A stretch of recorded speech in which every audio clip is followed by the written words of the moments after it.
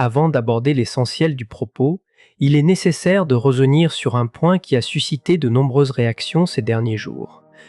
Beaucoup expriment le sentiment que le mois de février semble inhabituellement dense, comme s'il portait une charge particulière, différente de celle des autres périodes de l'année. Une forme de pression diffuse accompagne le quotidien, sans toujours être clairement identifiable. Cette perception n'est pas isolée et ne relève pas uniquement d'une interprétation subjective. Février 2026 constitue effectivement l'un des mois les plus marquants sur le plan astrologique depuis plusieurs années, voire depuis plusieurs décennies. Ce qui se joue actuellement, en particulier autour du 12 février et dans les jours qui l'entourent, correspond à un point de transition central. Il s'agit d'un moment charnière au cours duquel plusieurs dynamiques de fond convergent. Comprendre la configuration astrologique du 12 février permet d'éclairer la tension ressentie et d'en préciser les causes. Vénus est entrée en Poisson 2 jours auparavant, le 10 février. Cette position revêt une importance particulière, car les Poissons constituent le signe d'exaltation de Vénus. En astrologie, cela désigne l'une des positions les plus favorables pour l'expression de cette planète. Les qualités associées à Vénus, l'amour, la beauté, le lien relationnel, la sensibilité artistique et la capacité à ressentir profondément s'y manifestent de manière fluide et complète. Les semaines précédentes, Vénus se trouvait en Verseau, une position d'avantage marquée par une approche intellectuelle et distanciée des émotions. En Poisson, la dynamique est différente. L'expérience affective devient immersive, intuitive, moins dépendante de l'analyse rationnelle et plus ancrée dans le ressenti direct. Cette transition ne se produit pas de manière isolée. Mercure se trouve également en Poisson et forme une conjonction avec Vénus. Cette configuration associe les processus de pensée et de communication aux dynamiques émotionnelles et relationnelles. La frontière habituellement maintenue entre ce qui est pensé et ce qui est ressenti tend à s'atténuer. Il peut en résulter une expression plus spontanée, des paroles ou des écrits moins filtrés, et une plus grande perméabilité aux impressions intuitives. Il ne s'agit pas d'impulsivité, mais d'un relâchement du cadre strictement logique au profit d'une communication plus sensible. Lorsque des situations relationnelles ou émotionnelles étaient pressenties sans pouvoir être clairement formulées, cette période favorise leur mise en mots. La clarté qui émerge est moins analytique que profonde, fondée sur un sentiment de certitude intérieure. Vénus en Poisson amplifie également l'empathie, au point de rendre plus perceptibles les états émotionnels sous-jacents chez autrui. L'intuition relationnelle est particulièrement active durant cette phase. Cette ouverture comporte toutefois une contrepartie. Vénus en Poisson peut également affaiblir les limites émotionnelles. La tendance à idéaliser, à projeter des attentes ou à privilégier le potentiel perçu d'une situation plutôt que sa réalité concrète peut s'accentuer. Certains comportements peuvent être excusés ou minimisés en raison de l'intensité du ressenti. Cette dynamique invite à accueillir l'intuition et la sensibilité accrue, tout en conservant un minimum d'ancrage dans l'observation factuelle. Il ne s'agit pas de nier l'émotion, mais de s'assurer qu'elle repose sur des bases réelles. La présence simultanée de Mercure permet de rééquilibrer cette configuration. Mercure cherche des éléments tangibles, même lorsqu'il opère dans un signe intuitif. Pour certaines personnes, cette période favorisera l'émergence de projets créatifs autant que l'évolution de relations personnelles. Les Poissons sont associés à une grande fécondité créative. Les idées qui surgissent actuellement, parfois de manière diffuse ou difficile à rationaliser, méritent d'être notées et conservées, même si elles ne sont pas encore pleinement structurées. La phase actuelle correspond davantage à un temps de réception qu'à un temps de finalisation. Au-delà de Vénus et de Mercure, le facteur déterminant de la tension ressentie en février réside dans la position de Saturne. Saturne se trouve actuellement à 29 degrés des Poissons, le dernier degré du signe, appelé degré anorétique.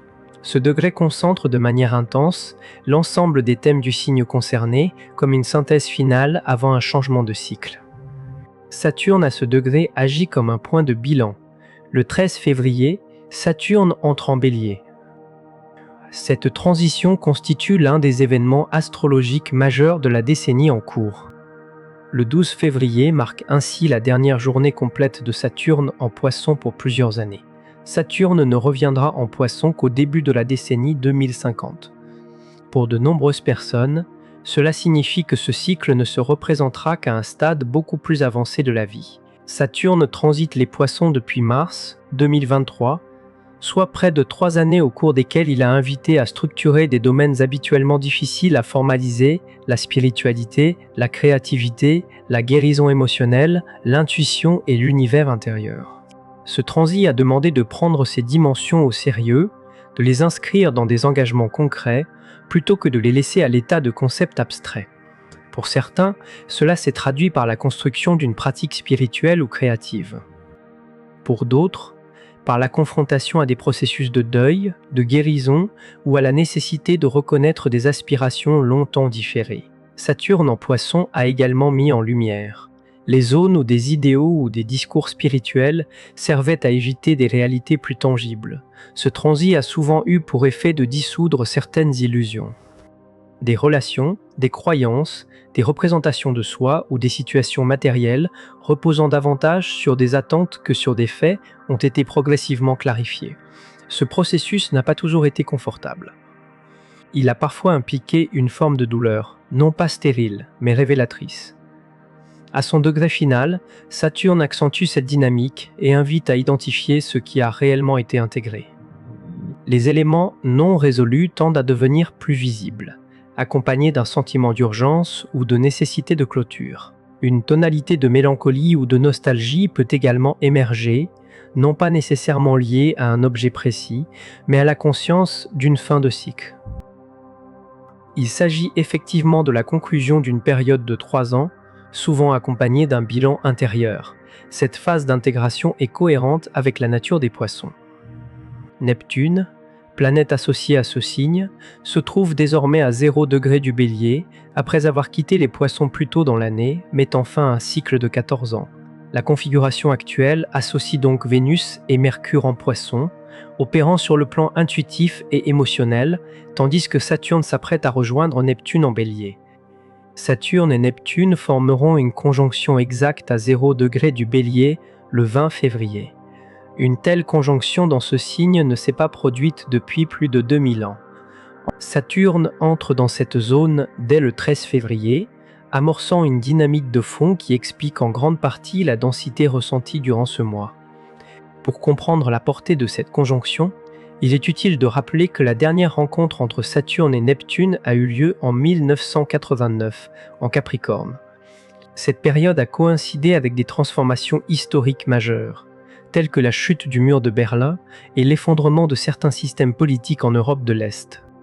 Saturne symbolise les structures établies, tandis que Neptune représente les idéaux et la dissolution des formes. Leur rencontre correspond souvent à des moments où des cadres perçus comme stables perdent leur solidité et où des visions jusque-là considérées comme irréalisables commencent à prendre forme. La question posée aujourd'hui concerne ce qui, dans les trajectoires individuelles ou collectives, relève de cette dynamique de remise en question et de reconstruction. Lorsque Saturne et Neptune interagissent, une tension se crée entre la nécessité de concrétiser et l'appel à rêver. Cette configuration invite à structurer des idéaux, à transformer des visions en projets réalisables. Pour certains, cela se manifeste comme une opportunité de clarification et de construction. Pour d'autres, cela peut provoquer une remise en cause plus difficile, notamment lorsque des attentes idéalisées se heurtent à des contraintes concrètes. Cette dynamique générale se décline différemment selon les signes. Les Poissons sont directement concernés, car Saturne quitte leur signe après un transit prolongé. Pour les personnes ayant le Soleil ou l'ascendant en Poissons, ce passage a affecté la première maison, liée à l'identité et à la manière de se présenter au monde. Cette période a souvent été vécue comme une phase de mise à l'épreuve, au cours de laquelle certaines facettes de l'identité ont été consolidées, tandis que d'autres se sont révélées moins durables. Avec la sortie de Saturne, une forme d'allègement progressif devient perceptible. Les éléments de soi, qui ont résisté à cette pression, constituent désormais une base plus solide. Parallèlement, l'entrée de Saturne en Bélier marque pour les Poissons le début d'un travail sur la seconde maison, associé aux valeurs, aux ressources matérielles et à l'estime personnelle. Les années à venir inviteront à examiner la cohérence entre ce qui est valorisé intérieurement et ce qui est construit concrètement dans le monde matériel. Pour le Bélier, Saturne entre dans la première maison, ouvrant une période de structuration profonde de l'identité. Ce transit, bien que souvent perçu comme exigeant, est également porteur d'un potentiel de maturation et de construction durable. Il encourage une approche plus disciplinée et réfléchie de l'action, sans pour autant nier l'élan naturel du signe. Pour les personnes nées entre 1996 et 1999, cette période correspond également au retour de Saturne, un moment de passage marqué par des choix structurants et une clarification des priorités. Neptune est déjà installé en Bélier depuis le début de l'année. À 0°, dans la première maison pour le Bélier, cette position agit sur la perception de l'identité et des limites personnelles. Elle peut rendre plus sensible à l'environnement émotionnel, plus réceptif aux atmosphères et aux dynamiques collectives. Cette porosité n'est pas un affaiblissement, mais une modification du mode de perception habituel. Neptune invite ici à intégrer l'intuition comme source d'information, en complément de l'action directe. L'arrivée imminente de Saturne permet de donner une forme concrète à cette sensibilité accrue. Pour les béliers porteurs d'un projet ou d'une vision à long terme, les semaines à venir constituent une phase déterminante. La conjonction Saturne-Neptune se produit dans la première maison et met en lumière la différence entre une aspiration authentique et une projection à laquelle on s'accroche par manque de repères. Les projets qui résisteront à cette clarification seront ceux qui méritent d'être développés. Pour le Cancer, l'accent se situe autour de Jupiter, actuellement rétrograde dans ce signe, et plus précisément dans la première maison pour les ascendants Cancer. Cette rétrogradation oriente l'attention vers une réflexion intérieure sur la croissance et l'expansion personnelle. Elle invite à redéfinir ce que recouvre réellement la notion d'abondance. Jupiter rétrograde ralentit souvent les manifestations visibles, afin de permettre un ajustement interne. En Cancer, ce processus est étroitement lié à la sécurité émotionnelle et au sentiment d'appartenance. Lorsque l'expansion extérieure semble suspendue, il s'agit moins d'un blocage que d'une phase de consolidation des fondations affectives.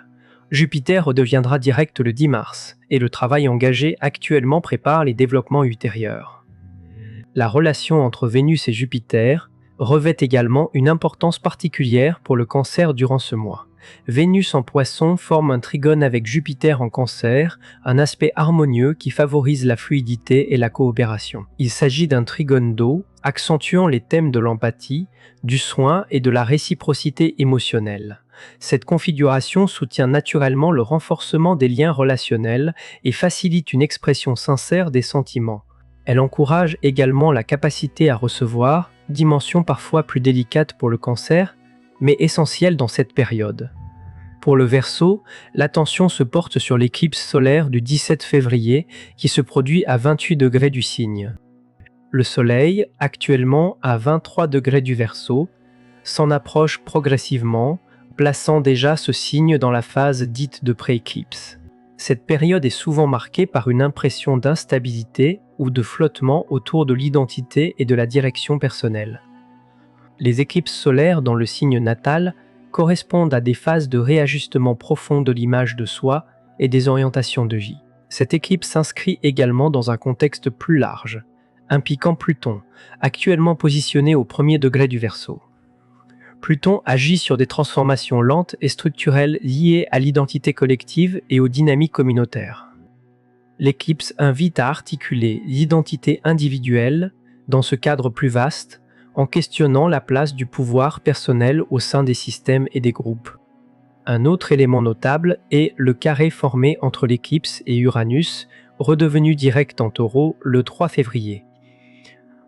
Uranus direct réactive des dynamiques de changement qui pouvaient sembler ralenties.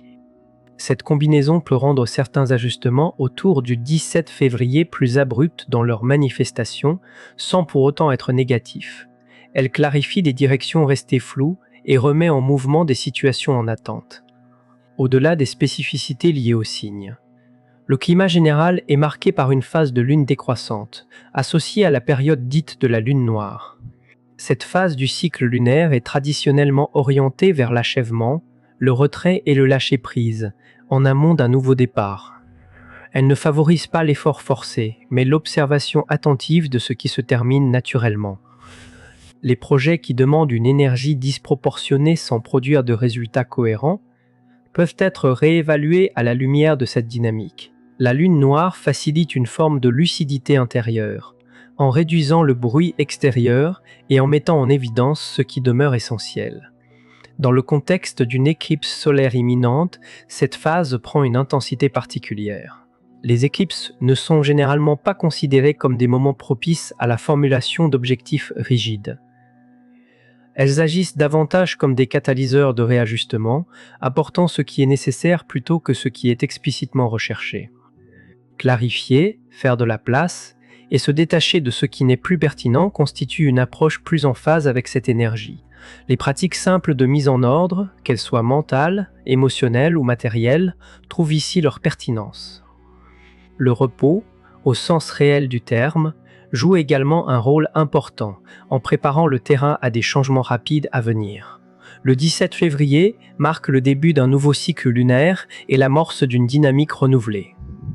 Toutefois, en ce 12 février, avec Saturne encore à 29 degrés des Poissons, l'accent reste mis sur la reconnaissance de ce qui est achevé. Le départ de Saturne de ce signe peut être comparé à une sortie progressive d'un état de flou prolongé. Les éléments restés indéfinis au cours des 3 années précédentes commencent à prendre une forme plus lisible. L'incertitude laisse place à des repères plus concrets, même si tous les contours ne sont pas encore entièrement visibles. Vénus et Mercure en Poissons soutiennent cette transition en favorisant une communication empreinte de sensibilité et une intelligence émotionnelle accrue, propice à des échanges sincères. La sortie de Saturne des Poissons peut s'accompagner de sentiments contrastés. Les grandes transitions impliquent rarement une clarté immédiate ou un soulagement uniforme. Certaines situations étaient identifiées comme terminées depuis un certain temps sans que l'acceptation émotionnelle ait suivi au même rythme. Il existe souvent un décalage entre la compréhension intellectuelle d'une fin et son intégration intérieure. Ce temps de transition demeure valide, même lorsqu'il s'accompagne d'inconfort ou de deuil. Le travail accompli durant le transit de Saturne en Poissons a été en grande partie invisible. Il a concerné des ajustements internes, des réévaluations silencieuses et des choix personnels qui ne se traduisent pas nécessairement par des marqueurs extérieurs immédiats. Cette discrétion peut donner l'impression que les efforts consentis n'ont pas produit de résultats tangibles. Pourtant, les transformations opérées se reflètent dans la manière dont les limites sont désormais posées, dans la relation à l'intuition et dans la clarté émotionnelle acquise depuis mars 2023. Ce qui a été consolidé durant cette période constitue une base réelle, même en l'absence de reconnaissance extérieure explicite. Saturne en Poissons a agi sans effet spectaculaire. Son influence ne s'est pas manifestée par des événements visibles ou des tournants immédiatement identifiables, mais par un travail progressif et discret, souvent mené en arrière-plan. Il a opéré dans des espaces intimes, là où les décisions ne sont pas observées, là où il a fallu choisir entre maintenir des apparences ou s'engager dans une démarche d'honnêteté intérieure.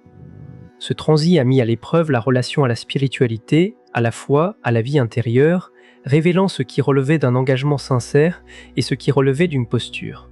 Il a également influencé la créativité, soit en l'approfondissant, soit en exposant les résistances à l'exprimer. Sur le plan relationnel, certaines connexions ont gagné en authenticité, tandis que d'autres ont perdu leur cohérence et se sont naturellement dissoutes. 3 années de ce travail intérieur représentent une phase significative, même lorsque l'impression dominante était celle d'une stagnation apparente. Le processus était à l'œuvre, indépendamment de sa visibilité. Les effets de ce transit se mesurent moins à ce qui peut être montré qu'à ce qui est désormais su avec certitude. Ce qui repose sur des bases réelles a gagné en solidité. Ce qui ne l'était pas s'est déjà éloigné. Il ne s'agit pas d'une perte, mais d'un réajustement fondamental. Cette distinction est essentielle, car il est possible d'interpréter ce moment comme un échec ou comme une diminution. Une telle lecture ne rend pas compte de la réalité du processus. Ce qui s'est retiré correspond à ce qui n'était pas aligné ou durable. Ce qui demeure est plus léger, mais aussi plus cohérent et plus stable. Il s'agit d'un changement de référentiel. où la valeur ne se mesure plus à l'accumulation, mais à la justesse. L'entrée de Saturne en Bélier suscite chez certains une appréhension compréhensible, notamment après une période déjà exigeante. Les cycles astrologiques s'enchaînent sans interruption, mais la qualité de l'expérience dépend de l'état dans lequel on aborde chaque nouvelle phase. Saturne en Bélier s'ouvre après 3 années de travail intérieur approfondi. La personne qui entame ce nouveau cycle n'est pas identique à celle qui a commencé le précédent en 2023. Une plus grande lucidité sur les priorités, une relation plus directe à la vérité personnelle et une meilleure distinction entre l'essentiel et le superflu constituent désormais des acquis. Le transit de Saturne en Bélier met l'accent sur l'action, la construction et l'engagement concret. Il appelle à avancer avec intention et discipline en s'appuyant sur une compréhension plus claire de ce qui mérite d'être poursuivi. Lorsque les objectifs sont alignés avec une connaissance sincère de soi, l'effort requis s'inscrit dans une dynamique différente. Il devient plus soutenable car il repose sur une base intérieure consolidée. Le travail engagé précédemment permet d'aborder cette phase avec davantage de confiance, même si cette confiance reste discrète et non démonstrative. La période actuelle invite à reconnaître ce qui résonne personnellement et à laisser de côté ce qui ne correspond pas à l'expérience vécue. L'intuition, affinée par les configurations en Poisson, constitue un repère pertinent pour traverser les jours à venir. Les éléments qui se détachent le font parce que leur cycle est arrivé à son terme, non en raison d'une défaillance personnelle. Les transitions en cours s'adressent à une version de soi qui a déjà intégré une part significative du travail requis. La nouvelle dynamique associée à Saturne en Bélier et à l'éclipse du 17 février rencontre une préparation qui, bien que silencieuse, est réelle. La préparation ne se manifeste pas toujours par une certitude affirmée ou par un sentiment de maîtrise immédiate. Elle peut simplement consister à rester présent, à continuer à avancer sans disposer de toutes les réponses. Ce positionnement constitue en soi une forme de maturité. La phase d'éclipse en cours agit comme un point de bascule vers la prochaine étape du parcours. La version de soi qui émerge de cette période correspond à celle façonnée par les 3 années précédentes. Même si cette transformation n'est pas encore pleinement perceptible, le processus est déjà engagé et structuré. Le travail fondamental a été accompli.